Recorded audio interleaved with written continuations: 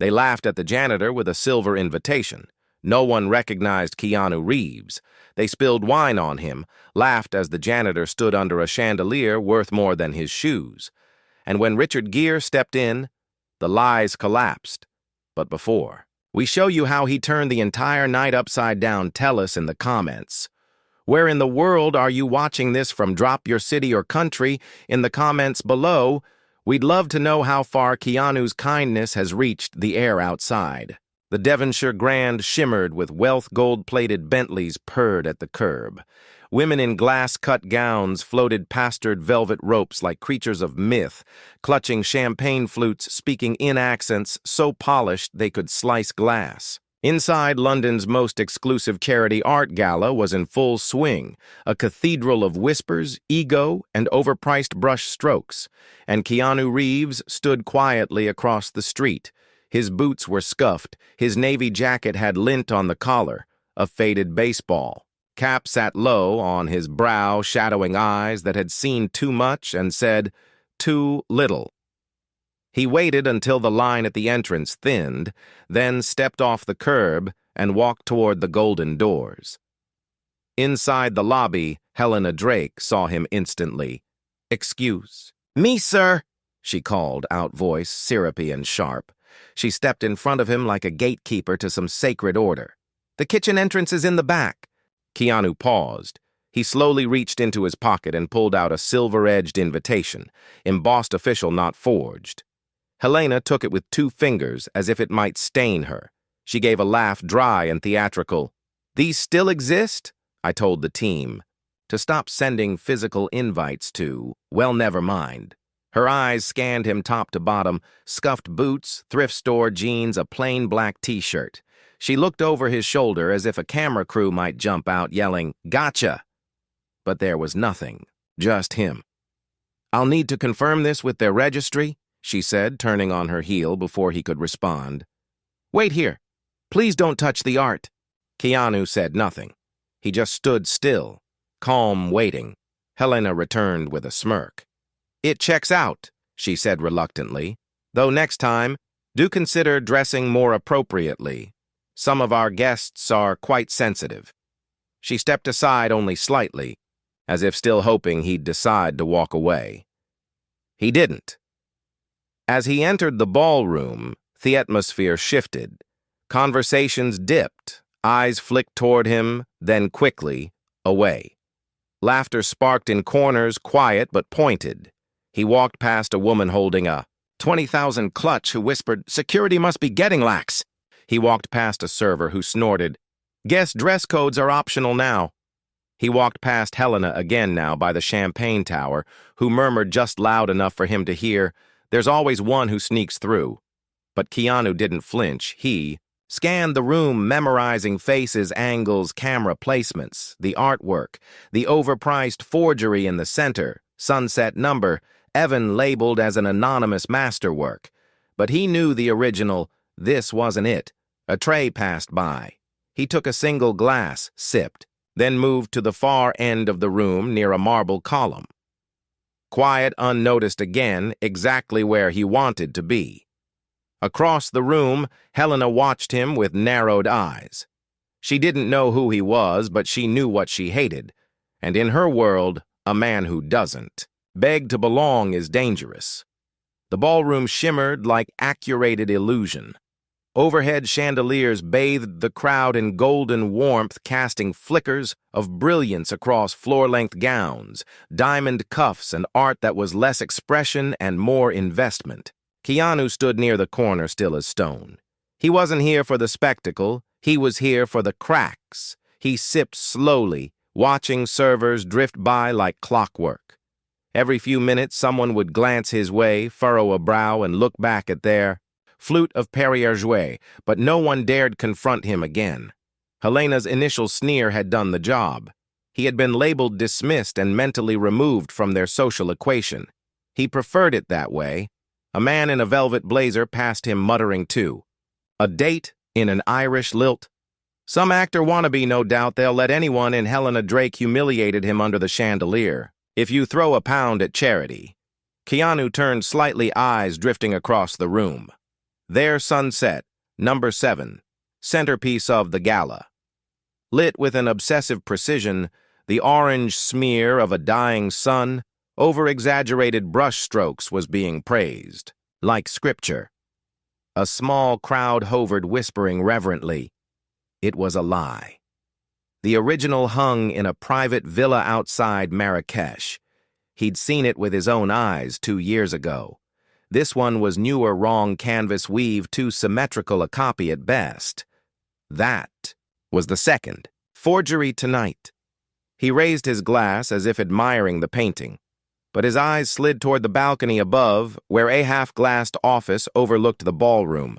A thin silhouette stood behind the one-way mirror, Helena. Her hands moved as she spoke. To a man beside her older Turkish expensive suit, cheap posture. He laughed. She handed him a flash drive. Keanu's pulse quickened. A waiter passed. Keanu stepped forward too close to the tray. The server startled and sloshed a splash of red wine directly onto his shirt.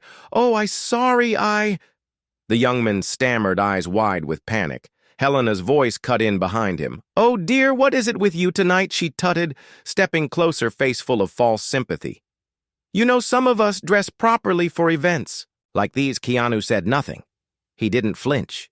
He just looked at her. Her smile faltered for half a breath. Then she leaned in, whispering, "Enjoy your moment, whoever you are. Just don't get any ideas about being important." Keanu held her gaze a second longer than was polite. Just enough. Helena turned and walked away. Satisfied, the performance had resumed, but at that moment, Keanu had caught it. The faint scent of narrowly and wax, the same blend from the Istanbul auction. Scandal last spring, same buyer, same laundering channel. He reached into his coat pocket and thumbed the corner of a concealed micro-recorder. One more thread pulled, he thought, let's see what unravels. And behind the two-way mirror upstairs, Helena. Drake narrowed her eyes. She didn't know who he was yet, but something about him was wrong. And Helena Drake always trusted her instincts until, the night they betrayed her, Keanu slipped into the side corridor like a shadow breaking off from the light. The ballroom noise faded behind him, replaced by soft echoes of clinking glass and distant jazz. This hallway, lined with framed portraits of past donors, was where deals were made, quiet deals, dirty ones. He pulled out a small device from his jacket, thin as a credit card, a pulse reader. He waved it along the wall near Avant Grate. The signal spiked, hidden transmitter confirmed. The Gala wasn't just laundering money. It was transmitting encrypted data off-site. He pressed a button on his ring silently, uploading the signal trace across the ocean. In a silent room in Santa Fe, the Silver Monk received it with a blinking green light. Phase 1, done back inside the ballroom. Helena Drake watched the crowd with the bored confidence of a queen inspecting her peasants. She sipped a martini, but her eyes never stopped scanning. She could sense the ripple, something off in the air. The man in the corner hadn't left. He hadn't even blinked when she insulted him. Her voice snapped to one of her assistants. Follow. Him, not closely. Hezmel's fear. The assistant, a young woman in heels far too high, obeyed. Instantly. Meanwhile, Keanu returned to the ballroom. A smudge of red wine still drying on his chest like a warning mark. He drifted toward the far corner where Alicerk known artist's piece hung beside the dessert bar. That was where Arkan Demir stood, the Turkish man in the penthouse office. Keanu had seen him twice before. Once in Monaco, where he moved 6 million in silent lots, and again in Prague, where a journalist following him vanished mid-trial. Tonight, Arkan wore a powder-gray suit and a smile like a dull knife. Keanu approached casually as if admiring the same painting. His voice was low, impressionist strokes, but acrylic base, not even trying. This time Arkan turned his smile, tightened, he exposed Sunset No. 7 as a fake. Live. But his eyes narrowed. You're very observant for someone sounder dressed. Keanu held up his glass. "The wine's been more aggressive than usual. You're not with the gallery," Arkin said, voice softer now. "Calculating, just a fan of authenticity," Keanu replied. Arkin chuckled. "And you think I care what's real?" "No," Keanu said. "I think you care who's watching." He turned and walked away, leaving Arkin blinking. From behind a floral pillar, Helena watched the exchange. He knows something. She reached for her phone and sent a single message to her security chief. "Isolate him before the auction begins. Back." At his post near the column, Keanu tapped twice on his cufflink. A new file opened in his micro lens. Facial match confirmed offshore holdings lit up like a Christmas tree. Names, dates, ties to stolen antiquities. This wasn't just art laundering. This was a global smuggling ring dressed in diamonds, and Helena Drake. She wasn't hosting the gala, she was running the empire. Ladies and gentlemen, the MC's voice rang out across the ballroom, echoing through crystal and polished marble. "Please find your seats. The live auction will commence in 5 minutes." Keanu Reeves didn't move. He remained at the edge of the room, half in shadow, scanning the setup. Cameras faced the podium. Spotlights highlighted the masterworks. The guest list, mostly unreadable egos wrapped in couture, buzzed with anticipation, and up on the balcony, Helena Drake watched it all unfold like a puppeteer pulling strings. She pressed a discreet button beneath her desk. A small alert. "Pinged in a server room somewhere below Phase 0, she whispered. Down on the floor, a suited man with a shaved head and an earpiece approached Keanu. "Sir, I'm going to have to ask you to come with me." Keanu raised an eyebrow. "Why, there's been a concern. We'd prefer to speak with you privately." "Concern?" Keanu repeated calmly. Over before the guard could answer, the MC's voice cut through again. This time louder, forced. "And now our special guest for the evening, a man who has made enormous contributions to the art world, whose generosity and charm have deeply inspired us." Helena stood at the railing above a cruel smile, forming, "Let's all give a warm welcome to Mr. Ken Reeves." Polite applause, rippled, confused eyes darted guests, whispered, "Who?" Ken Reeves. That name wasn't on the program spotlight. Suddenly, it hit Keanu like a punch. Helena wasn't removing him from the room. She was exposing him. The spotlight swung across the room and landed harshly on Keanu's face. Gasps spread like a virus. People turned, stared, judged. The man in the thrift store clothes, red wine still staining his shirt, standing alone and motionless. Under the harsh white light, Helena spoke into her headset mic, audible only in the crew's earpieces. "Hold it on him. Let them see who. Their donor, really." The MC chuckled nervously into the mic. "Well, I suppose we've all been surprised tonight." Soft laughter. A woman near the front raised her phone and snapped a picture. Someone whispered, "Who let him in?" A sharper voice cut through. The hush.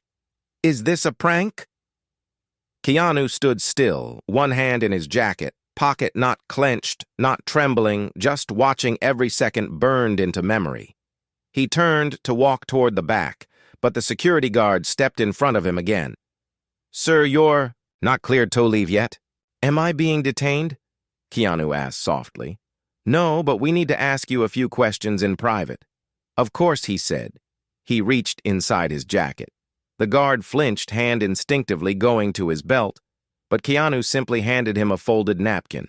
Red, ink scribble across it read, "Check the frame of Sunset number 7 infrared." Then Keanu smiled, calm, civil, and walked directly into the shadow of the exit hall, leaving the guard and half the gala frozen in place.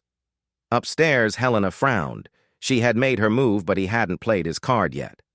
Before we continue the story, tell us in the comments, what's the most touching or inspiring act of kindness by Keanu Reeves that you've ever heard? Drop your story below. We might feature your comment in our next video. The corridor beyond the ballroom was colder, quieter marble turned. To limestone gold fixtures gave way to plain utility lights. Keanu moved down the hallway with the poise of a man carrying neither shame nor urgency. He wasn't storming out, he was removing himself from the script. Behind him, the ballroom roared back to life. Laughter swelled, some mocking, some confused. The MC tried to salvage the moment with champagne jokes. Helena Drake's voice buzzed over the comms, sharp and venom-laced, "Let him walk. The humiliation was done, he won't come back." Keanu reached the main vestibule. Ornate pillars, a domed ceiling painted with cherubs. A pair of security guards leaned by the doors, casting him half-curious glances, unsure if they should intervene. He paused at the threshold. The cold London air waited beyond the glass. Then something shifted, not in the air, in the silence. A hush rippled from inside the ballroom like static, the kind of silence that spreads faster than noise. Thick, expectant, stunned. Keanu turned his head and saw him. Richard Gere stood at the main entrance, framed by the golden double doors like a portrait coming to life. Tuxedo, perfectly tailored silver hair, slightly tasseled face, calm, unreadable. But his eyes, those calm, knowing eyes, locked onto Keanu, instantly not with Richard Gere arrived. Silence followed, pity with purpose. The security guard straightened immediately. The room behind them fell still. Richard strode forward, not toward the crowd, not toward the stage, but toward Keanu. Helena Drake's voice hissed into the earpiece of her assistant. "Why is he here? I uninvited him. Get him off the list." "Too late!" The MC's voice cracked with disbelief over the ballroom speakers. Ladies and gentlemen, please welcome Mr. Richard Gere." Gasps echoed. Champagne glasses. Froze midair phones rose like synchronized. Weapons Helena sprinted toward the balcony railing, heart jackhammering beneath her diamond brooch. "No, no, no." Richard stopped in front of Keanu. For a long moment, they just looked at each other. No smiles, no greetings, just understanding. Then Richard tilted his head and said evenly, "Took you long enough." Keanu smirked barely. "I had to be sure." Richard turned, facing the stunned ballroom, now packed to the aisles with murmuring donors and whispering elites. "Let's go ruin a few lives," he said, and began walking into the light. Keanu followed, and with every step they took back into the lions. Denth illusion cracked. Guests turned to stare. Phones trembled in hands. Whispers transformed into names. Wait, is that Richard Gere? With him, who is that man? At the center of it all, Helena stood frozen at the top of the stairs. Lips parted, fingers still, gripping her champagne flute like it might save her from drowning. It wouldn't. The real show was just beginning. And for once, she wasn't directing it. The ballroom was quiet, but not still. It vibrated with something deeper than noise. A tension that prickled against skin. The moment Keanu and Richard stepped into view side by side, a hush rippled through the crowd like a dropped stone in a still lake. Richard Gere walked with unhurried grace his presence, commanding in a way no spotlight could replicate. Keanu, a step behind, had shed the invisibility that once cloaked him like armor. His head was high. The red wine stain on his shirt was no longer a mark of shame. It was proof he'd endured. Helena Drake stood near the stage, her glass still raised but forgotten. Her manicured fingers twitched against the stem as she calculated her next move fast. She turned to the MC, whispering, "Cut the mic. Say nothing." But the MC hesitated, caught in the crossfire of money and power. Richard stopped at the base of the stage. The room held its breath. He didn't ask permission. He climbed the stairs, took the microphone from the stand, and looked out over the sea of designer dresses, glittering watches, and anxious stares. He began without theatrics. No preamble, just the truth. "I wasn't planning on speaking tonight," he said, voice calm but piercing. "But I couldn't stand by when a man I respect was ridiculed in a room." He helped fund gasps. A man in the front row lowered his camera. Helena's lips parted. "Shut it down," she hissed into her earpiece. kill the feed. But it was too late. I've attended many events like this, Richard continued. Some are about art, some are about legacy, but this one. He glanced at the centerpiece. Sunset number 7 still glowing under the perfect light is about deceit. He turned to Keanu, who stepped forward with quiet precision. Keanu reached into his pocket and held up a small flash drive. Between 2 fingers, this contains proof of a laundering scheme, he said. Voice low but unshakable transactions, offshore accounts forged appraisals. It started with fake paintings. He looked directly at Helena, but it ends with real prison time. Her face palled beneath the foundation. She forced a smile. This is absurd. Mr. Reeves has no authority here. He's not even on the guest list. No. Richard cut in, but he was on the donor list quietly for 3 years. He funded the restoration of the Burnwell Gallery, the refugee arts program in Greece, and tonight's entire catering bill, Keanu added. I even paid for the security. Ironically, laughter broke nervous sharp. Helena's eyes darted to her guards. Noni moved. Not anymore. The illusion of her power had shattered. With one sentence, one alliance, one entrance, and now the ballroom wasn't laughing. It was watching her burn. The lights dimmed without warning. For a second, the entire ballroom was wrapped in murmur and shadow, then a screen previously disguised as part of the minimalist decor lowered from the ceiling with a soft mechanical hum. Guests turned curious, confused. On stage, Keanu raised a small remote and clicked once. The screen flickered, then footage played. First, a still-frame sunset number 7 taken. With a thermal lens, the paint glowed differently across layers, highlighting inconsistencies invisible to the naked eye. Then a split screen. The real sunset number 7 in a private Moroccan collection. Different brush pressure, different canvas, stretch different. Artist's watermark hidden under the forged signature. Gasps bloomed across the crowd. The scene was cut again this time to security camera footage, grainy black and white, Helena Drake in the same red gown she wore, now seen in her penthouse office. Her, voice crisp, undeniable. Sell it for Interpol stepped in. Helena's empire collapsed. 2. I don't care what it's actually worth. Just move it before the Turks start asking questions and tell Arcanto wipe the invoice trail. A man's voice replied, Anthetination ledger? Fabricate it. Make up 3 charities. Something sad, children, animals, whatever. No one checks. The audio faded. Then the screen went black. The ballroom didn't move, didn't breathe, and Helena Drake. She stood like a statue cracked at the spine. Someone near the back whispered, Oh my God. Helena stepped forward, eyes wide, mouth open, but the words never came. Richard took the mic again.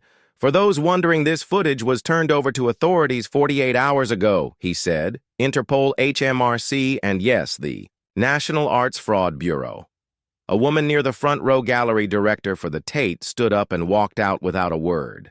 Another man, red-faced and sweating, pulled his phone from his pocket and started typing frantically. Helena tried, this was taken out of context? She stammered, voice cracking. Keanu spoke quietly from the foot of the stage. You told me I didn't belong here, that I should be mopping the floors. He stepped into the light now. Button-eyed, I was in the mirror. You just didn't like what you saw. A single clap broke the silence then. Another, then dozens. Some half-hearted, some ashamed, but some were loud, full cathartic. Helena turned, panicked eyes darting for support. The MC wouldn't meet their gaze. The assistant with the earpiece was already gone. Even the guards had stepped back. From the back of the room, a man in a dark gray suit moved forward, ID badge visible, Interpol. Helena Drake, he said clearly. You're under investigation for fraud, tax evasion, and art forgery. She stumbled back, but no one caught her. The empire was collapsing, and the whole world was watching. Helena Drake didn't fall gracefully. Her heel caught on the edge of the stage as she backed away from the Interpol officer's approach, and she stumbled, arms flailing, a gasp escaping her lips like the final breath of her control. The crowd parted without a word. No one stepped forward to help. No one reached out to steady her. The queen had lost. Her crown and her subjects had already moved on. The agent signaled to a second officer waiting near the exit. They flanked Helena as she regained her footing, pulling her shawl tight like armor. Her voice, once so sharp, now barely cracked the air. "This is a misunderstanding," she muttered. "I'm a patron. I've donated more than any of you. I built this." But the room had already stopped listening. Cameras were out. Live streams were rolling. The headlines were writing themselves. Richard stepped away from the podium, letting the silence fill in the weight of truth. Keanu remained at the base of the stage, unmoving, watching. His eyes didn't hold triumph, only closure. From the far left, a woman in a velvet green dress, older, elegant gallery curator by the look of her, rose slowly to her feet. "I owe someone an apology," she said, voice trembling. "Earlier this evening I laughed. I said he didn't belong." She looked directly at Keanu. "I was wrong." She turned to the crowd. "We all were." Keanu nodded once, quiet, accepting. Then others stood one by one. Murmurs of regret turned into a ripple of acknowledgments. Some whispered to each other. Some dropped their heads, and many, in fact, turned to Keanu with soft claps, not for show but for redemption. Helena was led past them through the aisle. She walked stiffly, chin-trembling mascara streaking a man beside her. Whispered just loud enough, "You always said justice was for the poor. Funny how fast it finds the rich, too." Her eyes burned, but she didn't respond. At the door, she turned her head one last time, searching the room for anyone still loyal. There was no one. Keanu sipped from a new glass of water, the red wine stain. On his shirt, dry now, barely visible under the lights, Richard joined him again, slipping his hands into his pockets. "Well," he murmured, "you always liked an entrance. I prefer a good exit." Keanu half smiled. "She was right about one thing," he said. Richard raised a brow. "I didn't belong here." He looked around at the still stunned guests, the art, the glass, the glittering fiction, but maybe that's what made it work. Richard nodded slowly. Sometimes it takes a stranger. Two break the silence, and together, without ceremony or speeches, they turned and walked toward the exit. But this time no one stopped them. This time the doors opened on their own. The cold night air wrapped around Keanu, like a quiet reward. No applause, no confetti, just the distant hum of city traffic and the soft echo of their footsteps on the marble steps outside the Devonshire Grand.